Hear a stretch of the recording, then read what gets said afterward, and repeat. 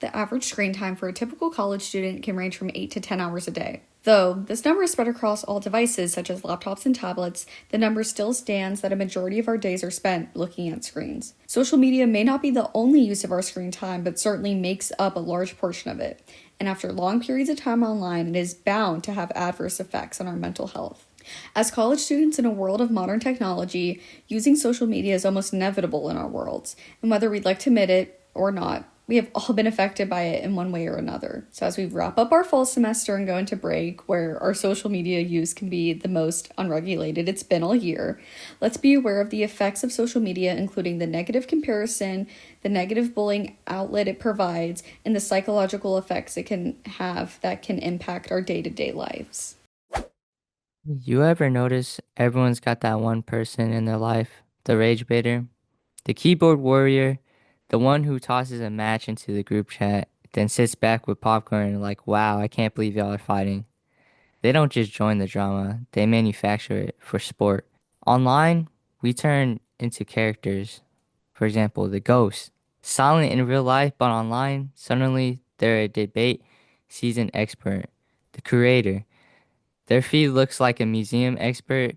Perfect light, perfect angles, perfect life. Meanwhile, in their real life, looks like a backseat of a lift on a Friday night. The amplifier. No opinions until they read the comments.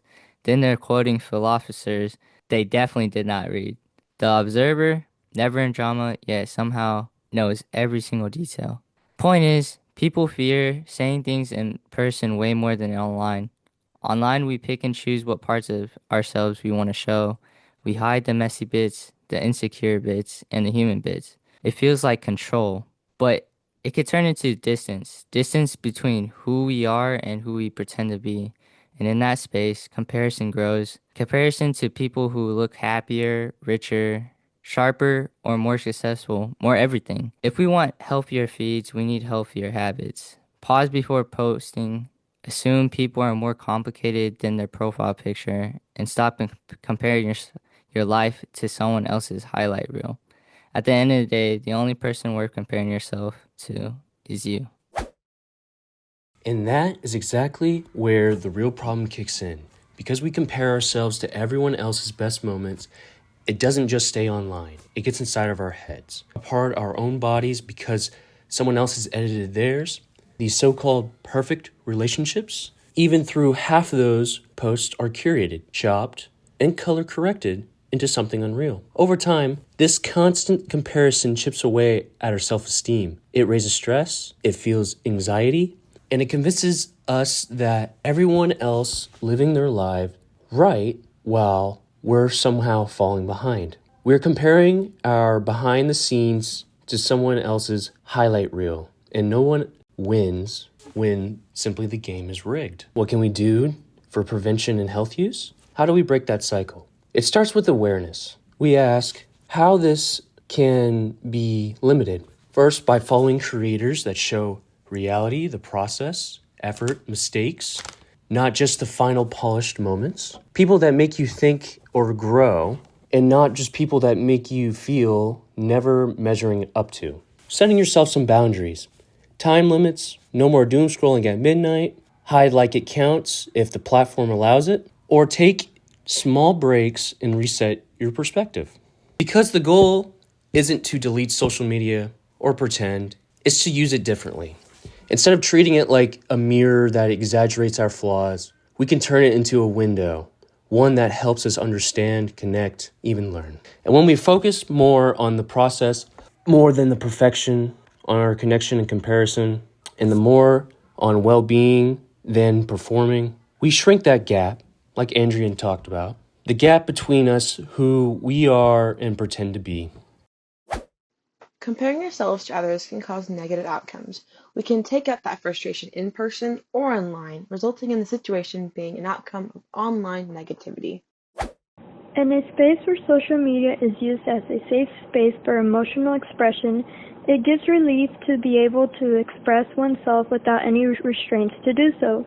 Because these platforms are made to receive immediate unfiltered reactions, it doesn't help prevent people from using them as outlets or for social media algorithm to amplify them. Research article Domains of Influence Exploring Negative Sentiments in Social Media says that negative sentiment often generates more attention and influence than positive content, gaining more engagement through media such as news and social platforms.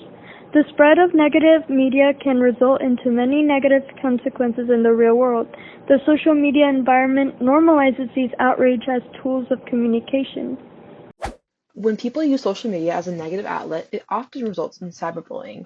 We're all aware of it, whether we go through TikTok or Instagram Reels comment sections. We know it exists and we know it's impactful. As said by Science Direct, cyberbullying is a method of harassment that occurs through electronic communication, typically involving children or teenagers who are tormented, threatened, or humiliated by peers. Social media is a safe haven for adolescents with high attachment anxiety and anxious sensitivity to rejection, which can be resulted in acts such as cyberbullying. Cyberbullying is contagious and has multiple causes. These causes lead to various effects on the victims of cyberbullying. There is a limit for everyone when the teasing turns to bullying. In addition, today's statistics from Science Direct shows that 41% of social media users report having social anxiety, 37% of social media users report to have some sort of depression, and 26% of social media users reported having suicidal thoughts. So what can we do to prevent this? Prevention of cyberbullying does exist, but is not found to be sustainably successful.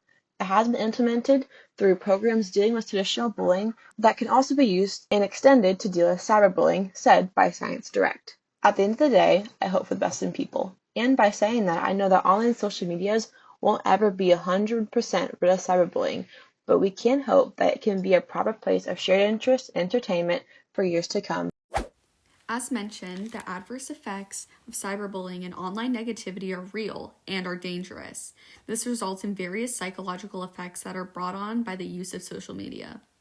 This is an unprecedented area of connectivity. Right now, 63% of the 8.2 billion people worldwide are active on social media. We can share instantly our thoughts and connect with friends and access any and all information at our fingertips. As our digital presence grows, we have to ask ourselves, what are we really gaining? But what are we losing at the cost of social media? 59% of young people have experienced cyberbullying. That's more than half of our youth. 42% have endured name calling, and 32% have had false rumors spread about them. But these statistics only show you part of a story. The psychological wounds of cyberbullying run deep for young people. The anonymity of social media can bring out the worst in people, and young people pay the price of cyberbullying with their well-being. A more subtle yet still dangerous danger when it comes to the internet is something called parasocial interaction. This is when we feel like we're genuinely connecting with the influencer, celebrities, or other content creators, even though the relationship is completely one-sided. Research shows that while we recognize these interactions aren't real, our brain responds to them like they are. I'm not saying we should abandon all social media entirely. It has given voice to the voiceless, connected families across continents, and sparked movements for change. But we need to use it with our eyes open. We need to recognize when our online interactions are affecting our mental health and teach our children and families and friends to navigate digital spaces safely, and remember that the real connections, the ones that truly matter, happen when we look up from our screens and engage in the world around us. The adverse effects social media has on mental health are widespread and constantly increasing. From how we use social media as a break from our studies to a place where some seek advice, at the end of the day, it affects our mental state regardless, maybe without us knowing it. From how we develop negative perceptions in comparison to others, engage or are victims of cyberbullying, to the ongoing psychological damage that could occur, social media is a modern machine that can change and affect our mental states. Social media is an expected part of our daily lives. So, as we go into break and inevitably end up doom scrolling for the average of 8 to 10 hours, don't forget to give your mind a break and step away from the screens.